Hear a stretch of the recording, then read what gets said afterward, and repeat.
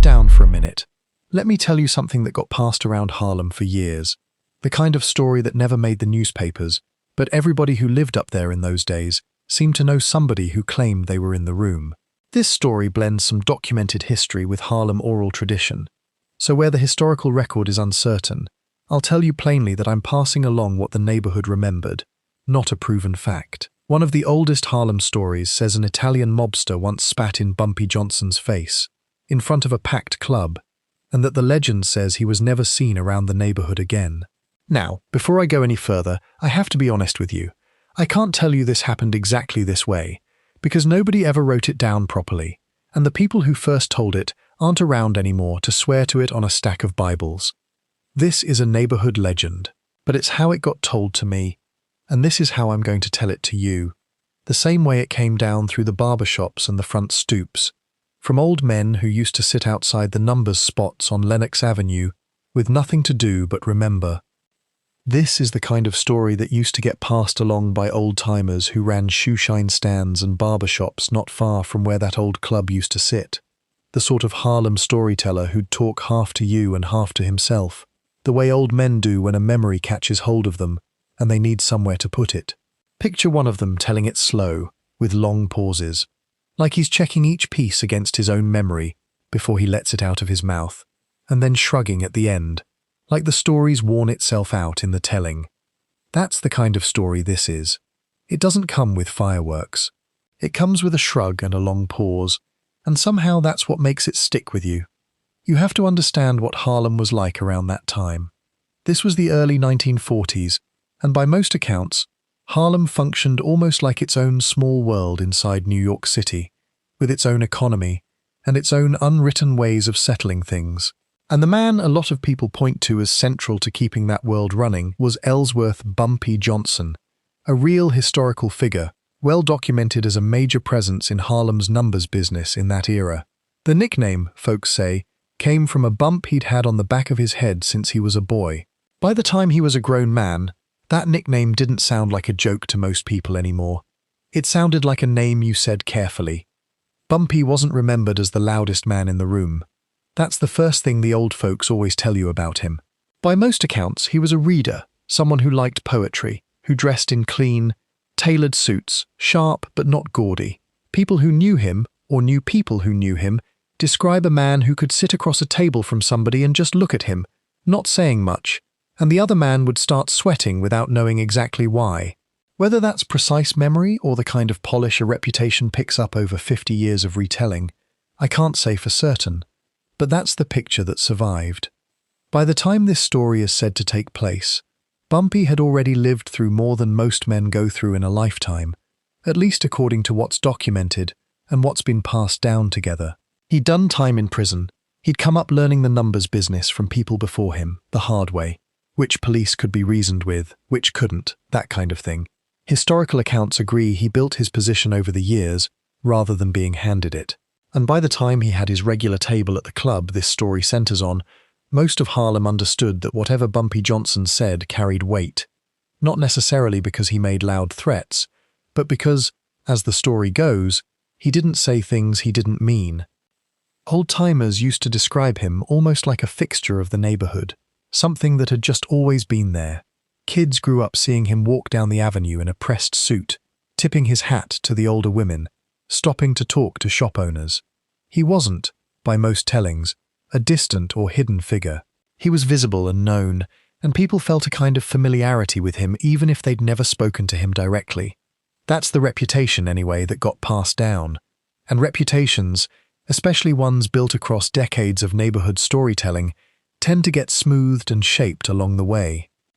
Now, downtown, below 110th Street, other organized groups are documented to have controlled much of the city's rackets in that era, the docks, certain unions and gambling operations. I won't get into specifics there, because this isn't really a story about them.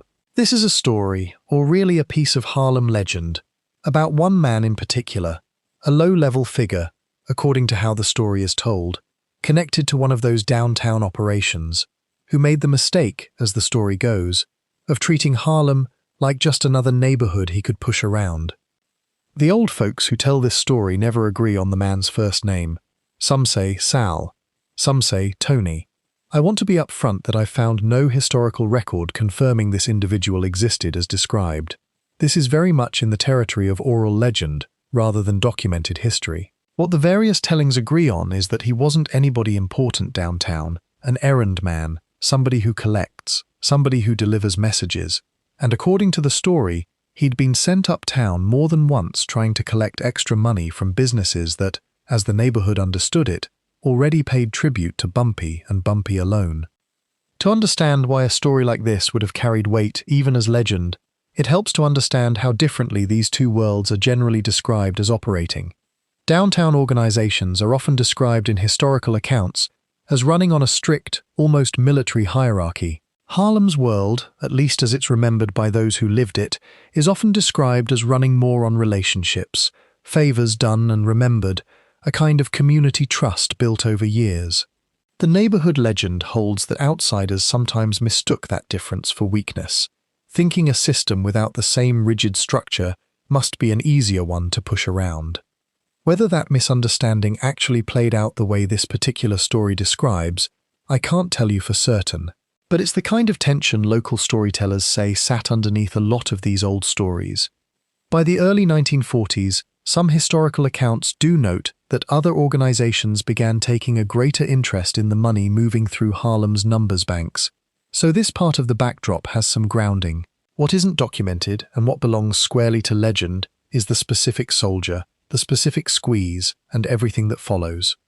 The story goes that this low-level figure started coming uptown more often, trying to collect a little extra from barbershops, bars, and small policy runners, telling them it was for protection. And, as the story is always told, word of this got back to Bumpy, the way these neighborhood stories always say news traveled. In some tellings through a shoeshine boy, who mentioned something to a bartender, who mentioned it to somebody else, until it found its way to him. That chain of gossip is itself a storytelling detail, not a documented sequence of events. According to the legend, Bumpy let it go for a while. He's remembered by many who told these stories as a patient man, someone who understood that patience could be its own kind of leverage. He was said to be watching, waiting to see whether anyone downtown would put a stop to it, but in this telling, nobody did, and the man supposedly grew bolder, apparently assuming a black numbers operator in Harlem wouldn't do much about it. It's worth pausing on that assumption for a second, because whether or not this specific man existed, that particular assumption shows up again and again in stories about outsiders coming into Harlem in this period. The idea that a neighborhood without the same official protections other parts of the city had must therefore be an easy place to push around. What those stories tend to argue, whether they're strictly factual or not, is that Harlem had its own networks and its own memory, even if that memory never made it into a police report. The story continues that this man had already received one quiet warning through a middleman, the kind of warning meant to let someone correct course without anybody losing face. Most men, according to how these tales are usually told, adjusted their behavior after a warning like that. This particular man, the story says, did not, and some versions even claim that being noticed by somebody that influential seemed to make him bolder rather than more careful. And then comes the part everybody who tells this story treats as its centerpiece. There was a club on 132nd Street. I won't say which one, because the building isn't standing anymore, and its exact identity has gotten fuzzy across different retellings anyway. In its day, by most accounts, it was a lively spot. Musicians playing, numbers men counting their evening take in back booths, people dressed up for a Friday night. Bumpy is remembered as having a regular table there, off to the side, where he could see the whole room, a small detail people who told these stories liked to include, though I can't verify it as documented fact rather than embellishment that grew over time. According to the legend, on this particular night, the club was packed, dozens of people deep, some sayings, and in walks this same man, having already had a few drinks elsewhere. He wasn't a regular there, the story says, and people noticed him the way you notice someone who doesn't quite belong. As the story is told, he made his way toward Bumpy's table and began talking loudly about how Harlem was going to start paying its fair share, using, according to the tellings, some ugly, racially charged language along with it. Bumpy, in this version, didn't stand up. He just looked at the man, calm and steady. And then, this is the moment the whole story turns on. The legend says the man leaned in and spat in Bumpy's face, in front of everyone close enough to see. I want to be clear that this specific, dramatic detail, the spitting, the exact words, the exact number of witnesses, is not something I can point to a verified historical source for. It's the kind of vivid, specific detail that oral stories tend to sharpen over the decades, because a story with one unforgettable image travels further than a story without one. So take it the way one of those old shoeshine stand storytellers might have taken it himself, as the version that got handed down, not as a court record. If the story is to be believed, the room went quiet around that table and people stopped talking. Some versions say Bumpy didn't react right away, that he let the moment sit, then slowly wiped his face with a handkerchief from his own pocket, folded it, and put it away without a word. Other tellings add that the man, feeling emboldened, laughed and walked back toward the bar like nothing serious had happened, even ordering another drink, though, again, that's a detail from the retelling, not something anyone ever documented on the spot. According to the legend, Bumpy said something quiet to one of the people near him, and then simply went back to his conversation, and within a minute or two, the band and the room supposedly returned to normal, the way a crowd does when it wants to believe nothing happened. 2 days later, and this is the part where I have to be most careful with you, the story says that people simply stopped seeing him around Harlem. No confirmed reports of a fight. No confirmed reports of violence. Nobody ever tied him to any record that's ever surfaced publicly. I want to underline that there is no verified historical documentation, at least none I'm aware of, establishing that this man existed, that this incident occurred, or that anything happened to him afterward. What exists is a story that circulated in Harlem for decades, the kind of story where an ending gets supplied by the neighborhood's imagination because the real ending, if there ever was a real man at all, was never actually known. The way it's remembered, the neighborhood noticed the absence before anyone downtown did. People would mention, almost in passing, that they hadn't seen that loud fellow around in a while, and the conversation would just move on, without anyone spelling out what they assumed. That kind of quiet, shared assumption, nobody saying it outright, everybody sort of arriving at the same unspoken idea, is very characteristic of how Harlem oral history often works. It's less about anyone confirming a fact, and more about a community settling on a version of events together.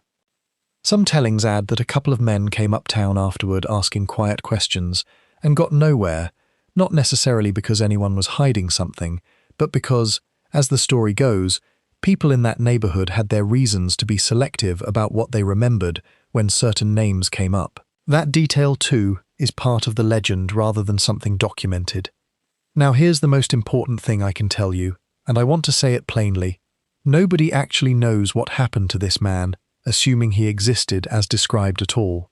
There's no confession, no court record, no named witness who ever stood up and testified to any of this. What we have is a story that got handed down through barbershops and front porches, changing a little with every telling, the way these stories always do, until it settled into the shape I just told you. That's really what this story is about if you step back from it. Not a confirmed crime, but the way a neighborhood remembers a man it respected and feared and admired all at once, and the way that memory takes on a life and a shape of its own over the decades. Harlem's oral history is full of stories like this one, stories that blend real, documented history with neighborhood legend so thoroughly that even the people telling them, generation after generation, aren't always sure anymore where one ends and the other begins. That's not a flaw in the storytelling. That's just what oral history is. It preserves how a community felt about somebody and what it believed was possible, even when it can't preserve the verified facts of exactly what occurred. So take this one the way it's always been passed along, as a story, not a record. Interesting, worth remembering, worth passing on, but not proof of anything, and not the same thing as history you could take into a courtroom. None of the old-timers who told it ever swore it was true. They just told it as the story, and maybe that's exactly why it's the one that stayed with people all these years.